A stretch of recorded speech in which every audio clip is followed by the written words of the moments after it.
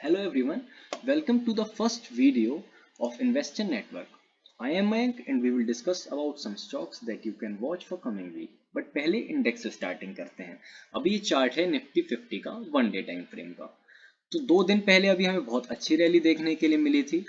तो अब हमारा आगे का अप्रोच क्या होना चाहिए इंडेक्स को लेके। तो देखिए अभी अगर हम इंडेक्स को देखें तो निफ्टी ने एक रेंज ब्रेकआउट करा है।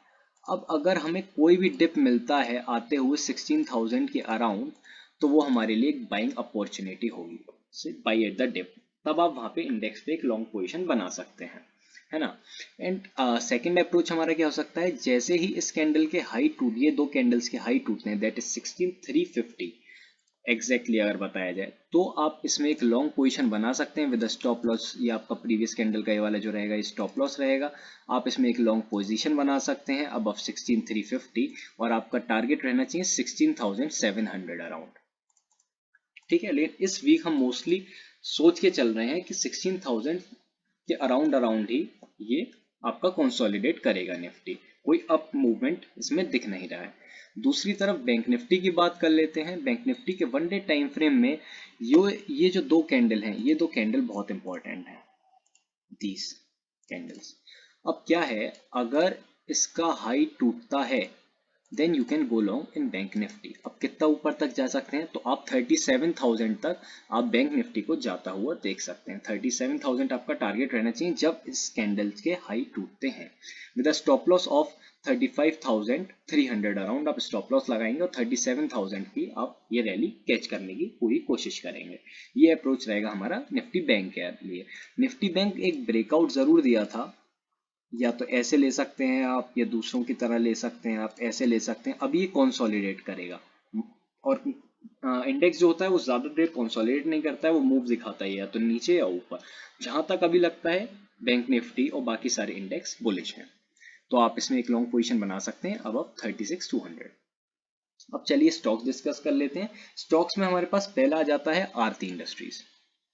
आरती इंडस्ट्रीज आप सबको अगर याद हो, आप में से कितनों को याद हो, मैंने निफ्टी 50 और A to Z stock market analysis के ऊपर बहुत सारी पोस्ट डाली हुई हैं अपने इंस्टाग्राम पे, तो वो जाके एक बार चेक करके बताइएगा। ये पैटर्न होता है असेंडिंग ट्रायंगल। इसका ब्रेकआउट दिया है आरती इंडस्ट्रीज ने और अब ये इसका रीटेस्ट हो रहा है।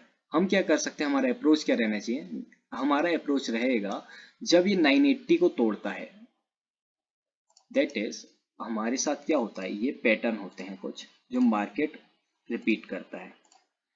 तो एक हमारे साथ ये पैटर्न रहेगा जो आरती जो था इसने ब्रेकआउट दिया, अब ये रीटेस्ट करने के लिए आया। अब जैसे ही ये हाई ब्रेक होता है तो हम इस स्टॉक में एंटर करेंगे विद अ स्टॉप लॉस। ये हमारा लो पे इसका स्टॉप लॉस रहेगा और हम टारगेट क्या एक्सपेक्ट कर सकते हैं, एटलीस्ट 1:1 का।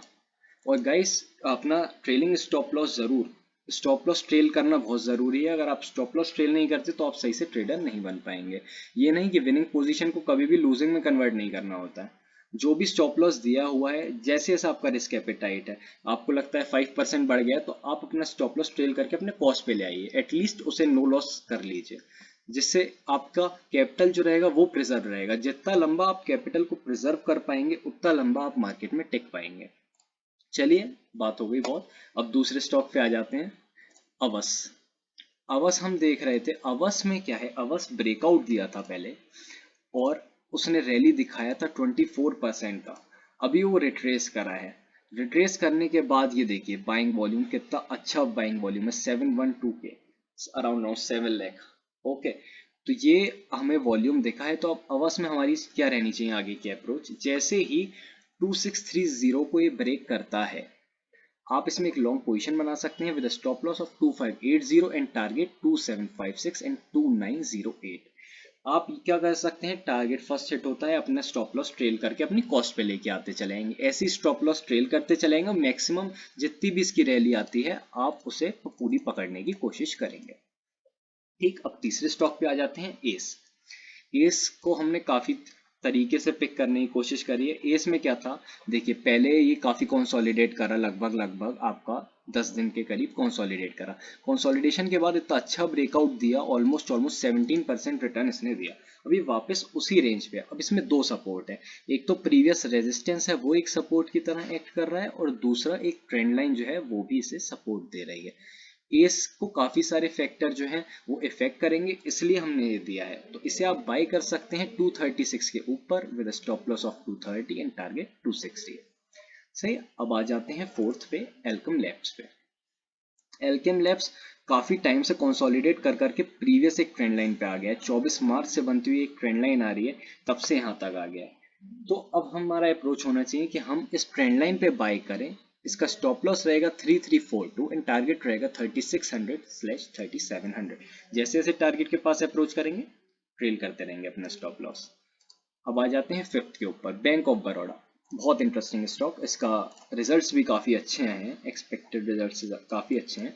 एक ट्रेंड लाइन बनती हुई आ रही है 2017 से, ऑलमोस्ट 4 साल से इसकी एक ट्रेंड लाइन बनती हुई है, आज दिन तक इसने ब्रेक नहीं करी है। अब हमारा अप्रोच क्या रहना चाहिए, क्योंकि रिजल्ट्स अच्छे हैं तो गैप अप ओपनिंग होगी, हम वेट करेंगे किसी एक डिप का, हो सकता है 90 अराउंड ये ओपन हो सकता है एक डिप का वेट करेंगे ट्रेंड लाइन की तरह।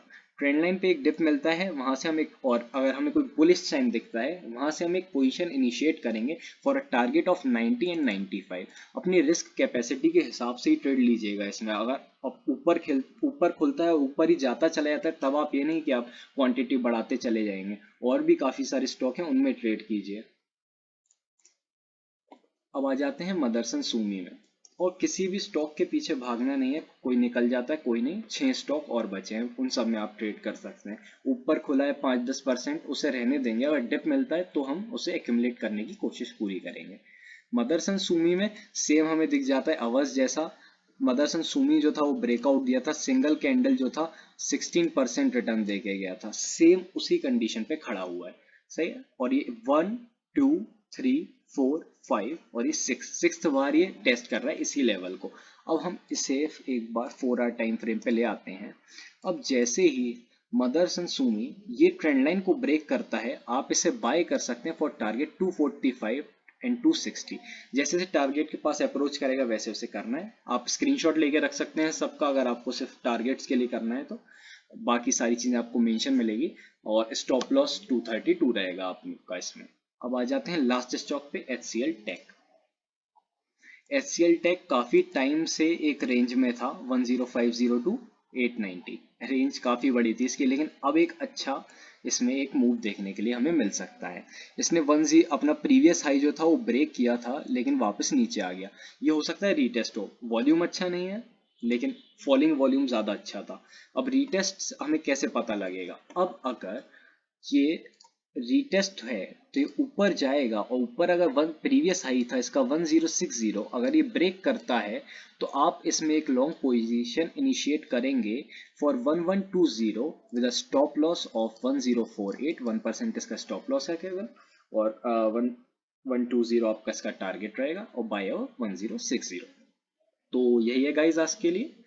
तो अगर आपको अच्छा लगा हो तो प्लीज़ लाइक करिए, शेयर करिए, सब्सक्राइब कर दीजिए हमारे चैनल को ऐसे ही ऑसम कंटेंट के लिए। और कमेंट सेक्शन में बताइएगा कैसा लगा, किस टाइप की और वीडियोस आप देखना चाहते हैं, और किस किस टाइप की आप स्ट्रेटजीज जानना चाहते हैं, हमें काफ़ी अच्छा लगेगा। Thank you.